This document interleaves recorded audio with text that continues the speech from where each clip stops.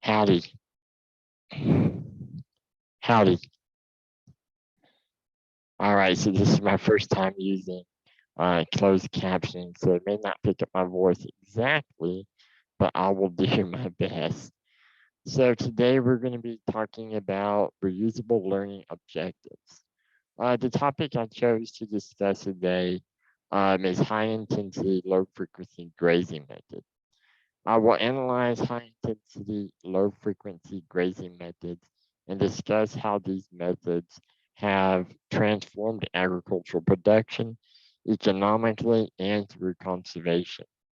I will also correlate how the concept of relative advantage from Rogers' diffusion of innovation directly connects to this agricultural method. But before we get started, I think it'd be very beneficial to watch an instructional video by Aaron Bowman, who will be talking about rotational grazing and how he and his family have implemented this process of high intensity, low frequency grazing within their farming method. He'll just, it's approximately about 9 minutes long, the video is. We may only watch about 6 minutes of it. And then we will discuss some key points that were mentioned in the video, as well as link it back to how this same method has impacted my family in the ag industry. So let's get into this video. Hopefully we don't have a commercial. Turn on closed captions. Soil School on realagriculture.com is brought to you by the Ontario Soil Network and the Mosaic Company. Hi, I'm Bernard Tobin. Welcome to the Soil School. Today we're in Hampton, Ontario, and I'm catching up with Aaron Bowman. Aaron, how's it going?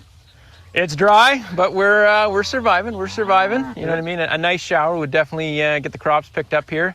The pastures are hurting a bit, but it's early in the season, so I'd rather dry now than come July or August. Yeah, for sure. Hey, I want to talk about your cattle, your rotational program here on the farm, and how it all fits into your soil management strategy. It's really neat how everything comes together. But hey, before we get there, give us a snapshot of the operation. So I farm with my mom and my dad, my wife and two kids. I came back in 2013 from working on farms in Western Ontario, and we have 210 acres in organic production, and then we have another 130 some odd just in normal conventional ground that eventually we will shift over, but we got to perfect this farm first before we even think about adding any more. Took on a Pioneer dealership this past August, really liking that transition. And with regards to the beef cattle, we've been doing this since 2005. We were dairy before that. And all of our cattle go through our on-store or on-farm market. So let's talk about your philosophy here, your approach. You talk about, from a soil perspective and a management perspective, it's really twofold. And it starts with, perennial pasture and carbon sequestration. Yeah, well, carbon sequestration, who's kidding who? That's the big whatever you want to say, coined word. Everyone's talking about it. You can't beat pasture. You can't beat anything that's constantly growing and constantly sloughing off carbon into the soil.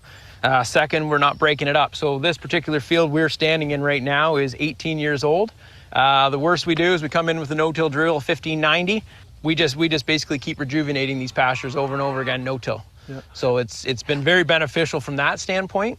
And we all know that not breaking the soil is prevents erosion and all those type of things. So, another part of the operation and the things we talk about a lot, cover crops. Your focus is making cover crops profitable. 100%. So for me, it's always tough when I advise customers or whoever to be putting in cover crops, because how do you make the money? How do you make them pay? Where do you see the value in them? When you add the cattle component to it, you bale it, you know what that price of the bale is worth. If we graze it, I know that that's yardage I didn't have to pay for, and that's them feeding themselves. So it's quickly allows me to make cover crops profitable and put a dollars and cents to it versus the long term, hoping that I can see the effects in 10 years from now, So Aaron, at the center of all this are the cattle and your rotational grazing program. Tell us how it works. Tell us how you move cattle through these fields.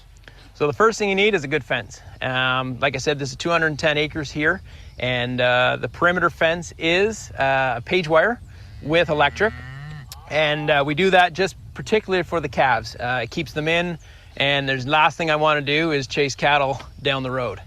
And so then what that allows us to do is string out a tumble wheel fence, a front fence being here and a rear fence on the back. And basically the intention is the cows are only ever in this spot for 24 hours. Right. Now, talk about how you get this done. One of the key considerations is water. How do you move water up and down the field? So yeah, water is a major component, and we know, especially on a day like today, we're sweating like mad, and cattle are too. So they need water. And so what we've done is we've actually put in 1,700 feet of water line north and south, and we've also put in 1,700 feet east and west. And with there, every 200 feet is quick risers, and they're quick couplers. And then we have a tank or a stock tank on wheels, as well as a water bowl. And the water bowl was actually brought on for the baby calves, because someone looked at our system and they said, how do the calves drink? And I thought, you know what? That's why everyone's opinions are always valid, and I always listen to that. So another thing we want to talk about is manure distribution. I mean, obviously moving up and down the field here around this farm, moving that manure around is a key part of the strategy. Anytime that I don't have to work, yes. Right? Like for us, it saves yardage. If you want to put yardage, if it saves a straw, this is our straw now, right? So they're distributing the manure for us. They're urinating right back into the pastures, and the rain and whatever else is taking that right down. So I'd even say ammonia losses are lower under this program. So let's talk about how all this comes together from a soil health perspective, a management strategy. Really is, when you start that conversation, you talk about ground cover. Everything is covered, and a big part of that is your rotation. 100%. And well, like we were standing here, if it rains today, the rain is going to impact this crop first, and it'll slowly percolate to the soil. So anytime that we can get a good heavy cover on the top of our soils, the better. Put a ruminant into that, and like I say, this is purely qualitative. I don't have numbers to back it, but when we run a set of herd, if it be the steers or the cows, run it through a field, I can see a difference, but I don't have numbers to back that. So that's purely qualitative. But again, there is an aspect to having a ruminant or cattle move through your fields that is beneficial. Tell us about the rotation, 7-year rotation. What's in it? So on the perennial side, like I said, this has been 18 years down and we've never changed it. So on the actual cropping side of things, 4 years usually, 3. Again, we pick and choose of how the alfalfa and grass is looking, but we try to do about 3 cuts a year. So after 4 years, I always say about 11 cuts, you're starting to get into trouble on an alfalfa field. And some other people would say maybe 9, right? But anyways, so we're about alfalfa 3 to 4 years. That gets turned under to cereal rye, which will get turned under into corn, and then back to corn, and then back into a hay again. Wow, so you got 4 years of hay, right? Yep, that's correct. Tell me about cover crops. Obviously, a big part of this is making these cover crops pay. Where do they fit, and what do you use? So we're going to stop right there on the video. I think he gave a really good example and really good illustration, visual illustration of how high intensity low frequency grazing method is operated on his family's farm and ranch. So just to reiterate what high intensity low frequency grazing method is, high intensity low frequency grazing is when a rancher rotates a certain number of livestock in a field that can either be a crop field or a cover crop, for instance, wheat, sorghum, or milo, or it can be a grass field as shown in the video illustration. Some grass fields in the Edwards Plateau is hay grazer or Tifton. And the animals are in a certain area of the field for a certain amount of time, usually between a week or 2, depending on the number of head a rancher is running through there. The purpose of the method is also to preserve the land through effective conservation. So it enables the land to have a time uh, to rest from grazing for a certain amount of time, usually about 30 to 60 days, depending on the size of the land and depending on the size of animals you are running in that area. This method enables the land uh, to produce more of a diversity of vegetation growth. Once you move the animals off that certain area in 30 to 60 days, you have more vegetation growth as well as stronger vegetation. And as stated in the video by Aaron, uh, you know, the manure is really good for the soil. It gives nutrients back in the soil, especially if it rains. Um, so, what is the relative advantage of utilizing this model or this method rather in agriculture? Well, the primary relative advantage is it provides a source of nutrition for ranchers to supplement their livestock, without having to purchase additional feed. And in return, it is more profitable for ranchers from an economic standpoint because it extends the period of feeding. They're not having to purchase hay. They're not going to have to purchase uh, cubes, or what we call calorie cubes. Um, Another relative advantage to utilizing high intensity, low frequency grazing method for crops. For wheat, I mean, well, for instance, their wheat. Let's go off on that little trail, so to say. It provides a substantial nutritional benefit to livestock because wheat's really high in protein and other valuable uh, nutrients. And it also enables for new growth, which going back or reiterating that same key point that it it extends the feeding process or the feeding period for a rancher. Um, you know, and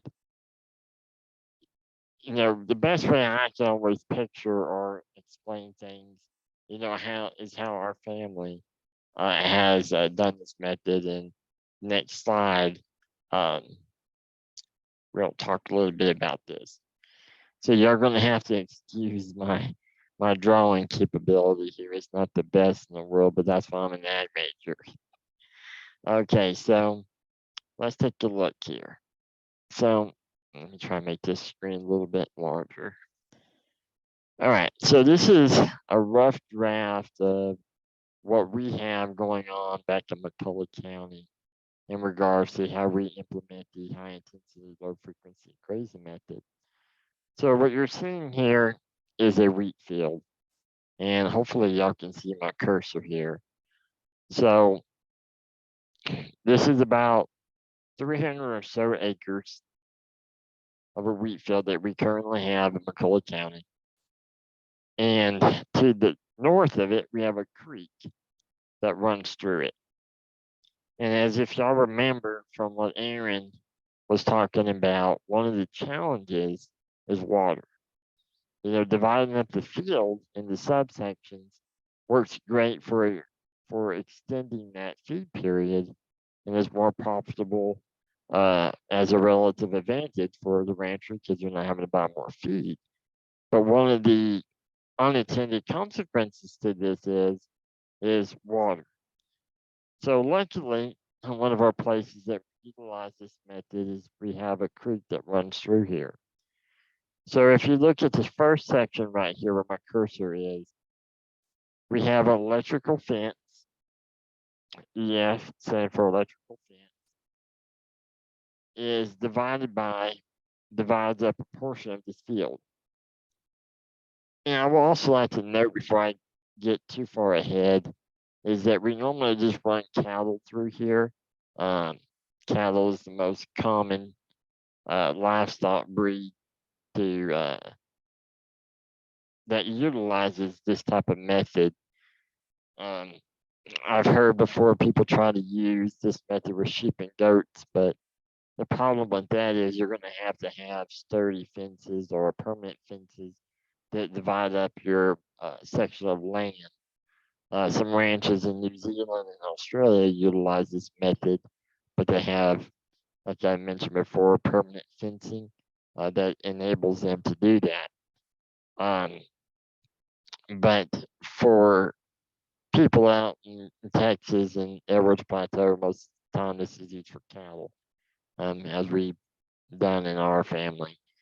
So to get back on track here, the electrical fence divides up one portion of the field, and we have cattle in here, and we'll leave them for about 1 to 2 weeks. And right above here, we see a G. This is gate.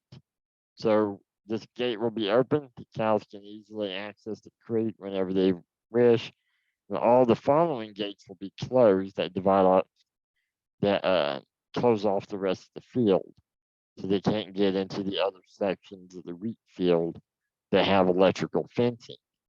Once the 1 to 2 weeks are up, we will then move these cattle out to section 2, where they will remain for 1 to 2 weeks. This electrical fence will remain up to give this first section time to regrow and gives the land time to rest and rejuvenate, so to say. After 1 to 2 weeks from section 2, we will then move them to section 3 and then repeat the process all the way until we get to section 5. Once section 5 is complete, you're looking at about 30 to a little over 30 days from section 1 from regrowth. So from this last section, we'll repeat the process by moving the cattle back up to section 1 of the wheat field. And then the process just continues from then on. So it extends the feeding period for ranchers to move their cattle from one section to the other section, which is more profitable and reducing the amount of feed that we had to purchase per year. And that is the gist of my presentation and my analogy of what a high intensity, low frequency grazing method is. I hope y'all enjoyed, and hopefully the closed captioning worked and picked up my voice. And thank y'all for listening to my presentation. And these are the references that I have gathered my information from, and some additional information in regards to the research that has been conducted with high intensity, low frequency grazing. And that concludes my presentation. Thanks and give them, y'all.